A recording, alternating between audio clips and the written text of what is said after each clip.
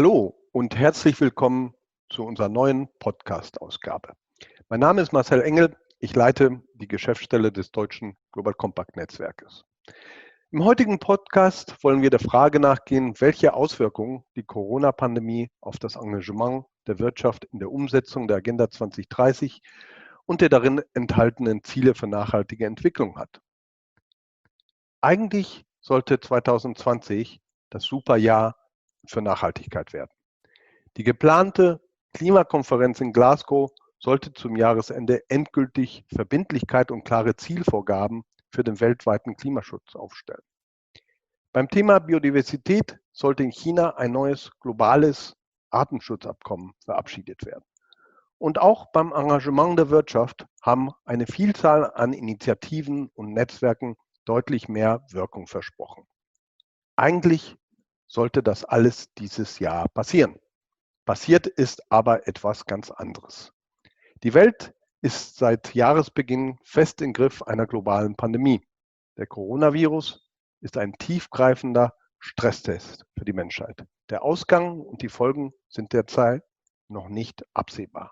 Daher rücken aufmerksame Beobachtungen und kluge Fragen in den Fokus.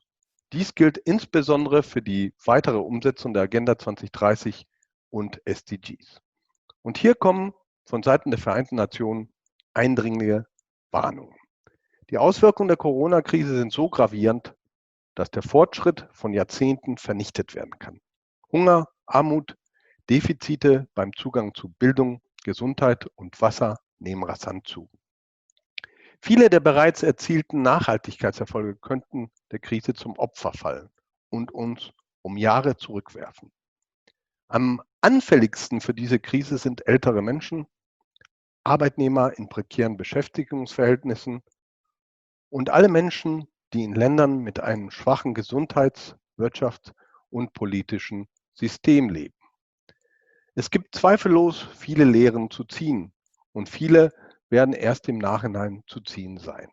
Viele fragen sich derzeit, was wird nach Corona geschehen? Werden wir in alte Gewohnheiten zurückfallen oder nutzen wir die Disruption, um eine bessere, nachhaltigere Zukunft zu bauen?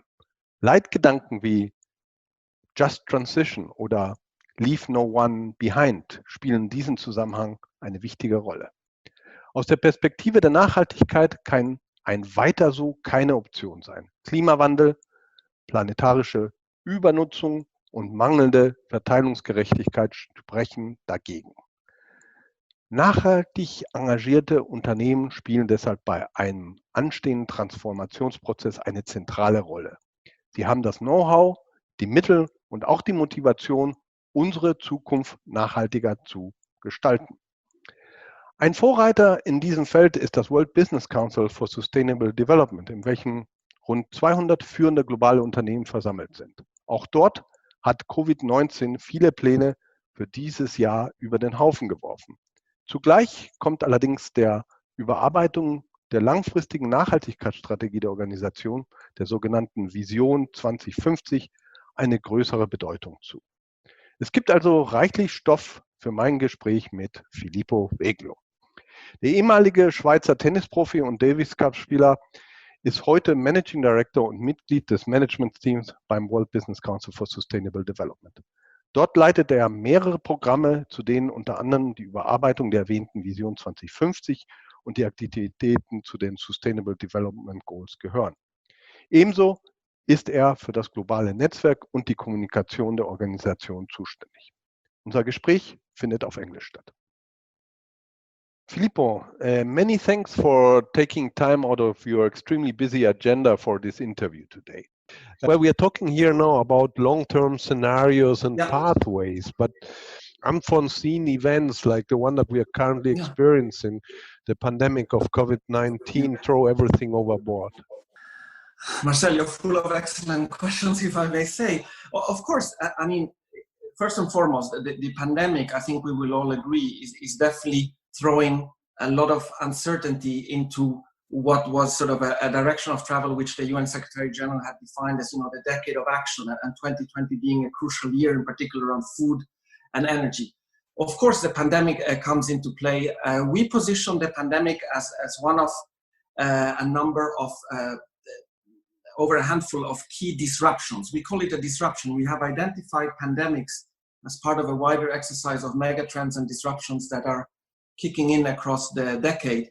The pandemic was fortunately identified as one, but unfortunately it has been almost like a perfect case study of how this can really throw an agenda overboard. Yes, the pandemic throws a lot of questions up into the air, puts maybe some vulnerabilities at the level of society even more in a stronger dark or brighter light, depending on which approach you take. Think about the agenda of economic growth. Are we really so much driven by economic growth that everything else comes at the cost of economic growth? So are we really opposing health and well-being of the population and of a wider society with economic growth? We have seen some worrying tendencies in some countries. Think of inequality. The inequality agenda has certainly risen in awareness about how even within rich countries there are increasingly unequal levels of well-being, not only of well-being in terms of access to health, but also in terms of income, in terms of how you can absorb this shock.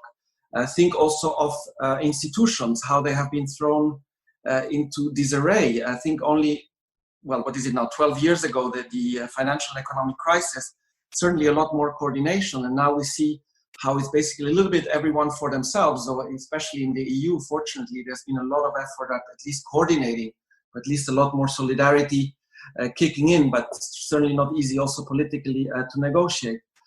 The investments in public health, we have seen how they have been accelerated. In some countries, some difficulties around some underinvestment in that particular regard over the last years, if not decades. And last but not least, the idea of this vulnerability emerging through this pandemic, maybe a welcome vulnerability about the efficiency agenda in business, efficiency at all costs. And now we see that this so-called just-in-time agenda along supply chains and generally of how business operates maybe needs to be rethought and building in a little bit more slack and building in a little bit more what we call it is just in case, no? What is often called, well, what about this? What if this happens? What if that happens? So I think in that wider environment, Marcel, the idea of having a clear view of the operating environment beyond today, but really a little bit into tomorrow and the day after tomorrow, and taking maybe a multi-year view can certainly help companies to think through strategically what are some of the major things on the radar that we should have, what are maybe some of the things that at least we need to have them there, that we know how we would be reacting and how resilient are we to some of these eventualities, and then plan around it. Very interesting. So moving from just in time to just in case, if I understood you correctly. Yes, it's one of these logos that have these slogans that have come up in the public discourse. But it's quite catchy because I think we can all imagine it personally, but also at the level of institutions. Very interesting. Yeah. Still, I mean, especially for smaller companies. Don't you feel that smaller companies, that many of whom are just struggling for survival right now, that for them it is a kind of a luxury to think about sustainability issues right now? Yes and no. It depends how you look at sustainability, I would argue. So I'm not here to counter that point. Of course, survival is the number one priority and number one concern for any institution, public or private sector. How do we get through this crisis? How do you get into the immediate reaction mode? And with that, also, how do you adapt as fast as possible? So yes, the recovery angle is first and foremost the core of every institution. And of course, from a private sector perspective, small, medium, larger enterprises very much thinking in that mode and justifiably so. But we believe there are elements there that you can build in. The element of resilience. I mean, I wouldn't think it's just a matter of small or large or whoever it is, even a small entrepreneur. How resilient are you to shocks that are external, over which you have maybe not much control, but which will certainly impact you? And there I would include many sustainability-related issues. Think of the water agenda, the climate agenda, social disparity, social unrest. Think of the challenges around biodiversity, the dramatic fall in diversity there. So certainly also there as a smaller company, you will be impacted. It's only a matter of then how do you think through how resilient you are to them and how do you modestly build some elements of resilience into your models, into your planning, with more modest means, of course. But I would still argue it's not a luxury, but a key necessity to start incorporating sustainability into any planning at any level of entrepreneurial model, from a small to a very large enterprise. Thank you. And looking perhaps about the themes that are currently being addressed or that will be addressed in the near future on the sustainability agenda, Yeah. the ESG agenda. Yeah. Do you expect that there will be a shift? I mean, let's assume that we will have it's more likely than not, a very severe economic recession as a consequence of the pandemics. Do you expect that, for instance, environmental topics will lose in relevance, and that the sustainability agenda will shift more to the S and the G, especially the S, the socio-economic aspect? It's tricky, yeah. No matter, I think I am more, and you know me well, Marcel, I think I'm more on the side of how do you look at it a little bit more holistically. I think we have seen evidence about the impact of human interplay with nature that are significantly affecting our overall health and well-being already. This is not the first time where you have this interplay where some of the risks emerge in that particular regard, where ecosystems, where nature really can act as a strong buffer. We have heard about deforestation, how important it is to keep that agenda high on the map of policymakers and businesses. We know about the water agenda, we know about the climate agenda. I wouldn't necessarily separate them. With regard to your question on the S in ESG, I think there is a lot more, at least awareness. Let's see how it translates now, but a lot more awareness about how some of the fundamental pillars of the economy are being sustained. What kind of jobs ultimately and unfortunately sustain our current economic model? How well or underpaid actually are they? With what kind of working conditions underpinning them? With what kind of inequalities, in particular at the area of gender, but also at the area of fixed term versus more temporary gig economy workers. So I think what the crisis is doing is at least bringing it to the surface, maybe in a faster way than without a crisis. I think, however, the ESG and sustainability agenda overall, and that's what we argue in the World Business Council, is the idea of a holistic, overarching approach where it's very difficult to separate one from the other, but one without the other is not necessarily going to work. In particular, when you think about the jobs agenda, the inclusion agenda, it's of course also about transforming economic systems, all the while creating social shock absorbers and all the while creating employment opportunities along the way. So one doesn't go without the other, but of course in the recovery packages, we have seen some hopeful signs that this is at least starting to emerge in the debate. I think much more maybe than a decade ago with the financial and economic crisis, some more awareness about this important social underpinning of the economy. Mm-hmm. Perhaps building a little bit on this idea of transforming the economy. One of the questions is, of course, as I said, I mean, in this current situation where the companies are struggling, how do you get them still involved or focused on sustainability issues? In this context, probably the creation of the right framework conditions is relevant in order to steer companies' investment and attention, innovation into the sustainability areas. And I remember that the CEO of the World Business Council, Peter Bakker, once said that accountants will save the world. What did he mean with that? It was one of the provocative statements that he likes to make, sometimes to shake a little bit the debate. I think he points in this particular regard to the interplay between, to simplify, between financial, natural and social capital. I think it's fair to say that the current system rewards very much data, disclosure and performance on financial capital. A little bit less, if not almost absent, is then the weighing of the natural and social capital into decision-making, into strategy, into disclosures, let alone into valuation of companies. So the statement, the core of the statement is to say, how do you recalibrate these three capitals in a way that they are weighing on balance sheets, in a way that they're weighing on your disclosures, in a way that they're weighing on the true cost and the true value that you're bringing to an economy, to the overall societal and environmental well-being in that particular regard. So I think despite the immediacy of what we call, the recovery and the emergency response, which, still continues, and unfortunately it seems that it will continue for many more months and hopefully not too many, there is still that interplay of how financial capital continues to be sort of at the core of all decisions, and how do you bring the other forms of capital into it. That includes better measurement tools, it includes better dialogue with investors, but also includes, of course, credible action from the side of companies to really show that this is starting to hit, this rubber is really starting to hit the road in that regard as well. Yeah, very interesting. Continuing on that part, I mean, so what, if I had rightly understood you, it's if we want to really recalibrate the whole system and also reward companies for their environmental and social performance, we need to find a way to internalize environmental and social costs, so that not only financial costs matter. And I think this is something that was always close to your heart. I can see the internalization of environmental cost, how that can happen. For instance, if you think about climate through a carbon tax, if you think about some of the natural resources by making them more expensive, how do you want to internalize social cost? How do you want to reward companies, let's say, that employ more people, that pay better salaries?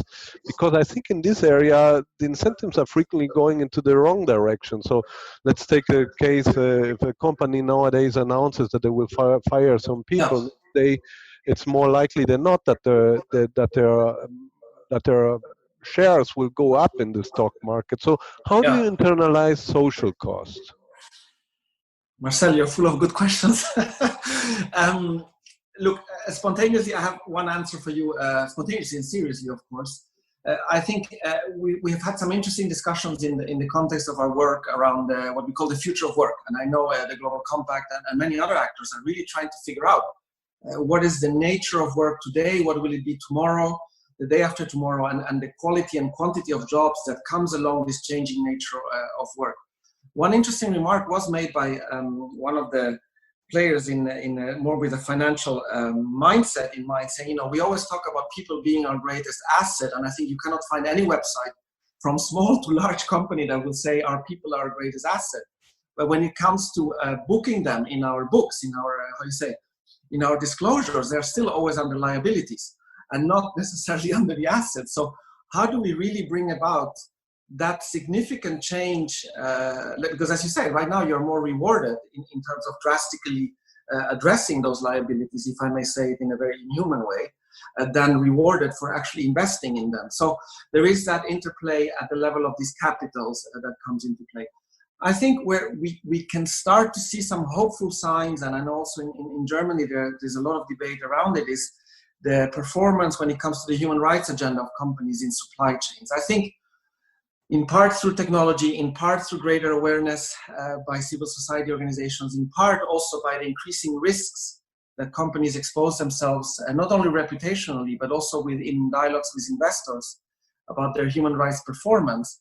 There are welcome signs of an increased disclosure drive, of an increased also standardization with regard to it. I think there has been work by the World Benchmarking Alliance. There is work by our colleagues in the World Benchmarking Alliance that is pointing in the right direction. How do you really benchmark within sectors? How do you point out some of the pain points there and drive a much better debate, including through the media, around the current costs of our economic models, the human costs in particular, which might not necessarily be always aware, we might not always necessarily be aware of. We look, as you know, mostly to cost. We tend to disregard the human and sort of inhumane costs that come along with some of the goods and services that we are receiving in the globalized economy. I think starting with the food and beverage industry, but going into many other areas, there is an increased awareness about it. There is an increased willingness by companies to call out that sometimes these models have not been sustainable, that they have to be improved, and there is a role for everybody in improving them. And the action and the urgency there is increasing. That's one of the areas where I am hopeful. We will have to see also with regard to automation and the wider elements of technology, how they're really driving the employment agenda, how that will be playing out. I think in particular with regard to the gig economy that we have in our, let's say, European, North American, relatively wealthy areas of the world, there is a whole discussion around the fairness of that model. Are you an employee or not? If you work for a given platform that offers those services, how is their legal framework set up? That's of course also up to policymakers, what you pointed to before, to factor in those costs and to enter into a dialogue, into a robust dialogue around these online platforms, which certainly bring benefits, but also have consequences that cannot be disregarded. And we've seen, I think it was last week, just in Brazil, a major strike by some of these delivery people, not some, thousands of them going on the street and saying, the working conditions are not safe in the current environment, but over and beyond, the working conditions in terms of our contracts are not, let's say, filled with dignity, are rather precarious. So how do we change that? And certainly legislation kicking in slowly in various parts of the world, and we'll have to be monitoring that also with regard to the social agenda. Many thanks again for your time and valuable insights, Filippo, also on behalf of the German Global Compact Network. I would like to end by wishing you and WBCSD continuing success in engaging business in this very important quest for a more inclusive and sustainable future.